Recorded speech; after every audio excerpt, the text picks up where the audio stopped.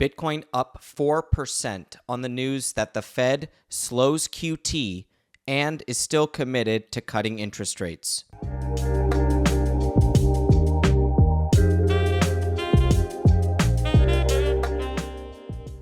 Welcome back to the Bitcoin Layer. I'm Nick Bhatia. In today's global markets update, we will talk about the Federal Reserve, what they said in their statement, what Jerome Powell said at the press conference, my interpretations, the market moves in yields and stocks, and of course, the Bitcoin pump. All right, let's give ourselves the setup for today's press conference and today's Fed meeting.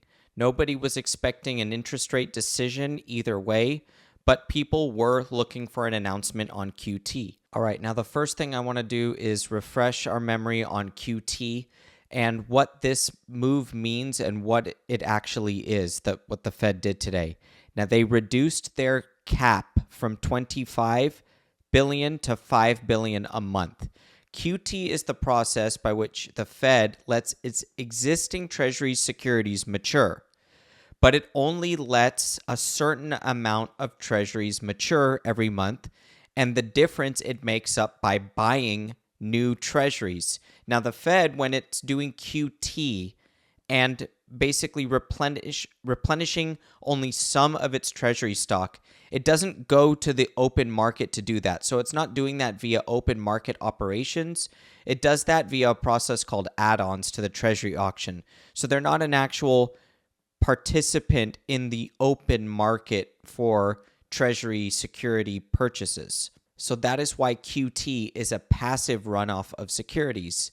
But when the Fed is purchasing securities in the auction, that is debt that the government doesn't have to raise from the private market. So it does have an impact. It does have a feed, a channel, a flow through passage to impact capital markets and to impact what we believe is the driver of financial markets, and that is liquidity, otherwise characterized as flow. As Bitcoin's role in the global financial landscape evolves, understanding its potential impact on your wealth becomes increasingly crucial. Whether we see a measured adoption or accelerated hyper-Bitcoinization, being prepared for various scenarios can make the difference between merely participating and truly optimizing your position. This is why Unchained developed the Bitcoin Calculator, a sophisticated modeling tool that helps you visualize and prepare for multiple Bitcoin futures. Beyond traditional retirement planning, it offers deep insight into how different adoption scenarios could transform your wealth trajectory. What sets this tool apart is that it's integrated with Unchained IRA, the only solution that combines the tax advantages of a retirement account with self-custody of Bitcoin. In any future state, maintaining control of your Bitcoin keys remains fundamental to your Bitcoin strategy. Explore your potential futures at unchained.com/TBL. Don't write your seed on paper. It's estimated that so much Bitcoin is lost forever, and the main culprit, the main reason is poor seed phrase security. This is why we use Stamp Seed, a DIY kit that enables you to hammer your seed phrases into titanium plates using professional stamping tools. These plates are heat resistant up to 3,000 degrees, fireproof, crush-proof, and time-proof. They're compact and easy to hide, and they can be used in your single sig or multi-sig setups. Make sure you go check them out today at stampseed.com and use code TBL for 15% off of your order. So now step into the shoes of the private hands. The private hands that have to buy securities and have to fund the government through the Treasury market now can look at the market and say, oh, the Fed is going to come in and buy some of these securities, and that will allow me to go out and invest into other securities in the market. And so that's the channel, and that's the pass-through effect of liquidity here. Now, the Fed is also still contracting its balance sheet, but now it will do so by only $5 billion a month as opposed to $25 billion a month. And that is a material change. It is something that we've thought was coming for a long time. And it comes back to the amount of reserves in the system. So what is the purpose of reserves? Remember that reserves, which are bank deposits held at the Fed, reserves help banks settle transactions with each other. So there has to be a certain amount of reserves to make sure that on the busiest of busy days, there are enough funds in the system to allow for the economy to send payments as well as their banks to settle transactions with each other. Also, we need the repo market to be funded every single night, and that means dealer inventory of treasuries. The way that dealer inventory of treasuries is funded through the repo market comes from a stockpile of cash. That stockpile of cash exists at money market funds, at banks, and other private hands throughout the investment universe. That money that flows into the repo market and funds dealers and their inventory of treasuries, that is what keeps the liquidity of the treasury market healthy. And this time when I say liquidity, I'm talking about the financial market liquidity of these particular assets, the ability to buy and sell them at a moment's notice. Now, the repo market depends on investment funds, but it also depends on the amount of reserves in the system, which at times leave reserves and go into the repo market to pick up a little bit of extra yield when there are market participants that need funds overnight. Those funds always exist somewhere in the system, hopefully. If they don't, then the Fed has to create them in an emergency sort of way. So you can think about that via the discount window. That's a Fed facility that is set up to allow a market participant to come in and borrow funds by posting collateral. The standing repo facility, which is a relatively new emergency facility that was instituted after the September 2019 repo crisis. By the way, the September 19 repo crisis is all anyone could talk about today when they're talking about QT. So I'm trying to relate that to you for you guys and explain that. So when the reserves there's a pile of reserves, there's a pool of reserves in the system. Those reserves can leave the Fed and go into the repo market at a moment's notice as long as the bank that owns those reserves is provided an incentive. And that incentive is yield. So the repo market can offer a rate above the Fed funds rate, and that will allow capital to leave reserves and go into repo. That is the core of what we are talking about here. And so when we look at the SOFR to Fed fund spread or the SOFR to interest on excess reserves, what we're looking at is that arbitrage. What is that incentive for the market, the investment universe, a money market fund, to leave not a money market fund, but a bank to leave reserves and go into repo funding on an overnight basis? It has to be a pickup. And that pickup, that spread going up, which has been happening in the market over the last few months, that's what we've been explaining to you guys at the Bitcoin layer, that is a sign that there aren't enough reserves willing to go into repo. That means that there's a scarcity of reserves. So we are not in a crisis that there's an explicit scarcity right now today in reserves, but around the calendar, the SOFR to interest on excess reserve, the interest on reserve balances rate, the reserve rate that banks actually get from the Fed, risk-free, overnight, every day, that spread shows us how much abundance there is in reserves. Because if that spread is tight, it means that any 1 to 2 basis points will allow a bank to take money out of reserves and put it into repo. Why would they do that for only 2 basis points? Because they have enough reserves. So why not give a little bit away to get an extra yield? But what if they have scarce reserves? What if the bank feels that it doesn't have enough reserves to just lend it away in the repo market overnight, even if it's for 2 basis points, even if it's for 5? Okay, what if it's for 8 basis points? Then they might do the transaction. That type of dynamic is it's reserve scarcity. It's just minutia. It's on a very zoomed in basis, but the Fed is watching it. So what did Jerome Powell say today? He said, we have identified some things in the money market, and that's why we slowed QT. This is what he's talking about. It's the spread that starts to appear when there's not enough.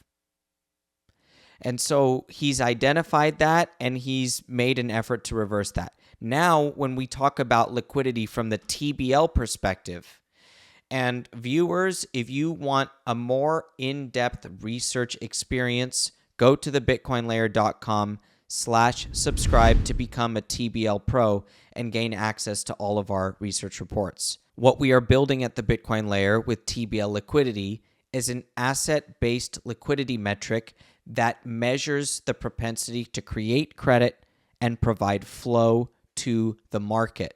And what market do we mean? Risk markets, including stocks and Bitcoin, for which we've proven a correlation with our metric. So when the flow and liquidity starts to increase in terms of the Fed increasing the size of its balance sheet to provide more reserves to the entire system, that high-powered money, base money, or central bank money, that type of expansion in the system has in the past supported asset prices broadly.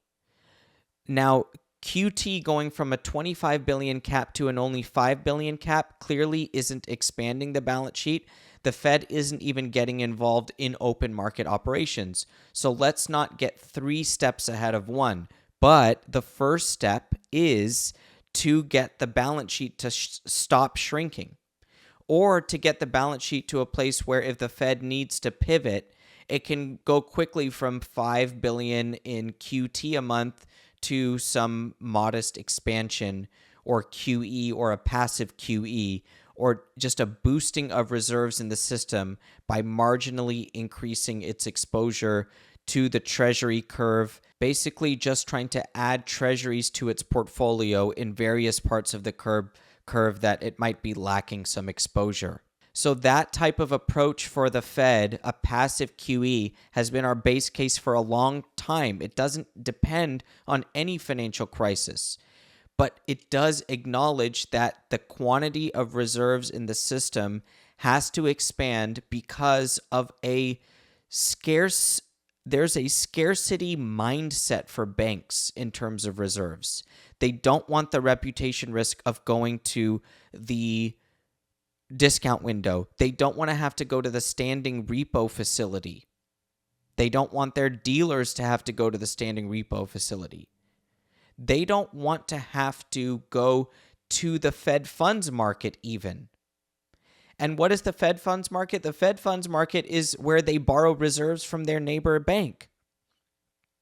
They don't even want to do that because it shows their hand that they don't have enough reserves. Now, banks generally are well capitalized in the US, and that well capitalized nature of these banks doesn't mean that they're all of a sudden going to go and lend out reserves. Remember, capital comes from your liabilities and your equity. The reserves are on the asset side of the banks because it's their asset. It's the liability of the Fed. Remember, it's Fed money, it's central bank money, base money. Means it's created by the Fed, but it's the asset of the banking system. So even if they're well capitalized, some of that capital, whether it be deposit capital or equity capital, is tied up in reserves on the asset side. Those assets are protected by the bank. They keep them very preciously. Okay, and that's why there's a scarcity of reserves. Not that there's not enough reserves in the system, but that the reserves are not, the banks don't part ways with those reserves very easily. A couple basis points won't do it. The Fed funds market is dead relative to where it was before the 2008 crisis. The whole inner workings of the plumbing of the system work completely differently than they did back then. And that is a scarcity mindset. And when Jerome Powell says we've seen some things in the money market, this is what he's talking about. They know, whenever you hear them say abundant reserves or scarce reserves, they are playing with fire. They don't know exactly where that line is. We've done shows with Eric Wallerstein, who was a repo trader for the Fed. He's explained to us that this is something they watch so closely. So when we think about expansion of the Fed's balance sheet, which, by the way, has been a bullish impulse for Bitcoin that's been hanging in the background. And I look at the price right now, Bitcoin trading above $86,000, up almost 5% now on the day. This is a reaction to the understanding that flow will enter the system basically regardless. And the Fed is understanding that it is one of the only players, because if the bank won't lend its reserves to its neighbor, and the reserve can only be created by the Fed, the people, the institutions with the existing reserves won't part ways with their reserves, but they need them for the system to function. So where are they going to come from? They can only come from one place. So this isn't some, hey, we're on the cusp of QE now just because we went from a 25 to a 5. I'm trying to explain to you how the whole thing works so that you can see the next few steps and why Bitcoin is trading so well today. The block height is 888,541. We're about 300 blocks from block 888,888, which I'm very excited for some reason. I think that that's a cool block height. So we'll get to that here in just a couple days. And for Bitcoin's price up 5% today, it's an expression that the Fed is basically, that the market sees the Fed for what it is. It supports credit creation, which expands balance sheets across the world and creates flow. It creates new money. And that flow ends up in asset prices. It ends up buying assets. Some of those assets can be stocks, Bitcoin, other financial assets. Financial assets are what gets purchased first in this process, because it's a financial liability that's being created by the Fed.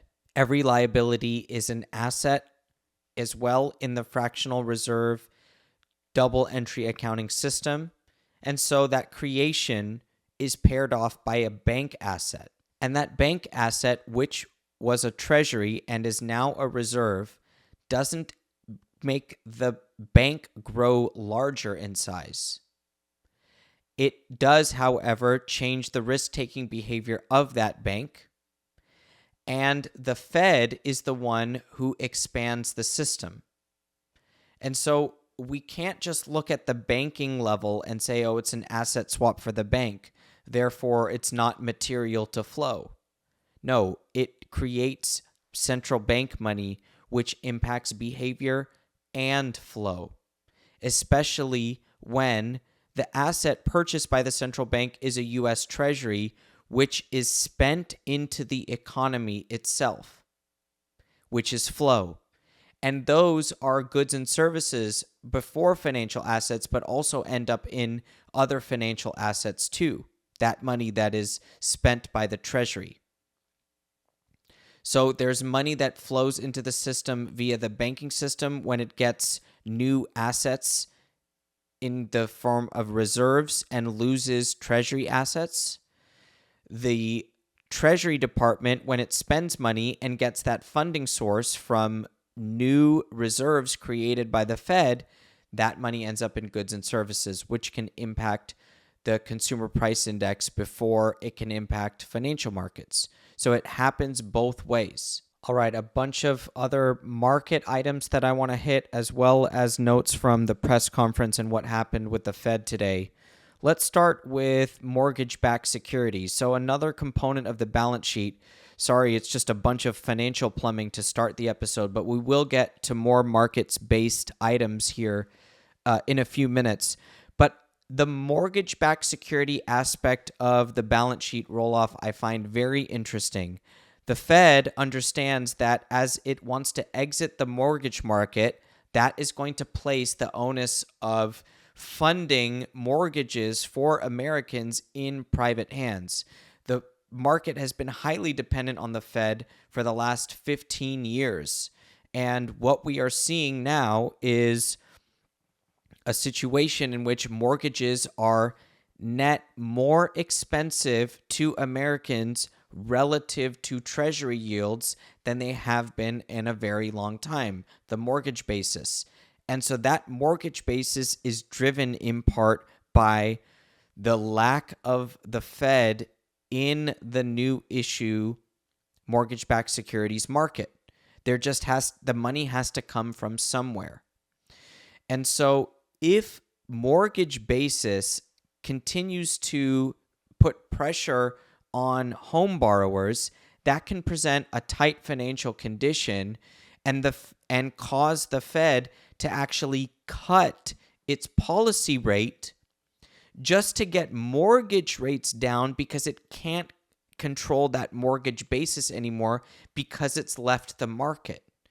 So the lack of the Fed in the mortgage market and the continuation of QT and today's acceleration of QT is just another sign the Fed is going by what it has said for the last few years, which is that it wants to exit the mortgage market. And it's making moves toward that, but it's also understanding that the market is going to have to swallow that. And so it might cause the Fed to need to cut rates by itself. If the Fed looks at the data and sees that high mortgage rates are causing a slowdown in housing, which is causing an increase in unemployment somewhere else in the economy. So I'm projecting, but I'm showing you how the Fed is still beholden to mortgage rates and mortgage market dynamics, even though it's leaving the mortgage-backed securities market. It still is driven by unemployment. And unemployment responds to the housing market because housing is a big component of the U.S. economy. And so I want you guys to remember the mortgage market and MBS situation specifically. All right, let's go to the most entertaining part of the day, which was the press basically losing it over Jerome Powell's lack of willingness to accept inflation narratives at their current face value. He dismissed the University of Michigan inflation expectation number, but that was only part of it. So I found it very interesting that Powell, early in the press conference, he sounds like he hates Trump and what he's doing. But then when the press comes after him and says, hey, tariffs are going to be inflationary, why aren't you hiking rates, or why are you still thinking about cutting? And Powell is like, you need to chill out. There's no reason for us to get ahead of data that we are not necessarily sure it's going to unfold. And also understanding that the medium to long-term impacts of current changes at the White House level are impossible to make monetary policy decisions today. But despite that, the Fed admitted that they are pivoting basically all the way to max concern for the impact of tariffs on inflation. And even with that, they are still giving you the dots, showing you that cuts are coming. So that is such a loud signal. I've done this for a long time. The Fed really does try to tell you what it is doing. It does not try to surprise the market. When it does, it loses credibility. And so it's always trying to gain credibility by telling you what they are doing ahead of time. So I'm going to tell you what the Fed is telling us. It's telling us that the labor market is still strong. It's telling us the inflation is still moving down toward target. It's admitting that foot traffic and that type of consumer behavior is trending down. It is seeing a slowdown in the consumer. It's telling you also that the impact of tariffs is to be seen. And so while the press was trying to get Powell to say inflation is too hot or the tariffs are going to boost inflation and we need to be mindful of that, Powell basically said that, listen, we cannot react to anything on that front, especially when all of the medium and longer term impacts are yet to be seen. So the bias remains to easier policy instead of tighter policy based off of the language that was interpreted by the market. And so what did the market do? Yields went down. It means the cut narrative is still there. Growth is slowing somewhat, and that's why yields are falling as well. The stock market went up, and Bitcoin is charging here up about almost 5% on the day, most of it happening since the press conference, and gold trading very, very well above $3,000 and looking incredibly strong. Now, I was trying to look for signs of the chart being a little bit overbought on gold. I could see, I'm not trying to project any price there. I was just really trying to look. Is gold stretched? It actually looks to be entering a mid-stage parabolic type of move where it was advancing at a certain rate in 2024 and it's taken that rate to another level. And gold is trading in a way that just feels like it's pricing in a bunch of global money printing. Now, on the global front, I want to talk about Germany and I want to talk about Japan. Now, the Japanese bond market is in a meltdown right now. Yields have gone up about 50 basis points over the last quarter in Japan, and yields are trading there at levels now last seen in 2009. So a big unwind in Japanese bonds as the Japanese economy is experiencing inflation. And so remember that a bond yield, the only word that you need to think about for a bond yield and what it means, it's the compensation for inflation. So how much do you need to be compensated to own that bond, to keep money in the currency locked in over that time horizon? You need to be compensated for inflation. And if inflation is high, the investor is going to sell the bond. And that's what drives yields up. You see it happening in Japan. Japan has so much debt that their bond market or their currency market, one of them has to be controlled and the other one has to be let go. And right now, we see the Japanese currency trading fairly well, but the bond market out of control. And so in that way, the Japanese government is deciding that, hey, we are going to make our currency more scarce. And in that way, we won't have enough currency to buy back our government bonds. And so we'll let the bond market go. If the bond market wants to be saved, the Japanese will have to print currency to buy their bonds, and that will increase the supply of currency and decrease the price, and that will let the currency go. So one or the other has to happen in that situation with Japan and their debt stock. But right now, it's the bond market that is suffering. In Germany, the bond market isn't in some massive bear market, but the moves over the last month have been quite extreme in Germany as the country is basically getting into position to take on a much larger budget deficit. What will that do? Remember, borrow and spend, especially if it's going to be sourced from credit creation by European banks, which I anticipate that some of this German deficit expansion will be created or sourced from new money creation. That will create inflation. That inflation needs to be compensated, and the bondholder will suffer that owns it at a yield that's below what the future inflation rate will be. And so money flowing out of Japanese bonds, money flowing out of German bonds. It is finding a home where? In the U.S. Treasury market. And so that dynamic is keeping the dollar supported, even though yields are falling. We saw yields fall today, but the dollar somewhat supported and traded about flat. Now, more strength in the Treasury market generally is going to put that lid on bond volatility, and that is what creates good conditions for financial markets and risk taking. We saw all of that play out today with stocks and Bitcoin. Bitcoin up about 4.5%. Thanks for watching today. Make sure to find us at thebitcoinlayer.com/subscribe for all of your global macro and Bitcoin research needs.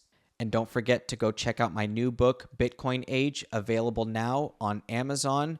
And for all you audiobook people, stay tuned. That will be live sometime in April, coming up real soon. We are starting production here in the next few days on the audiobook. We'll catch you guys next time.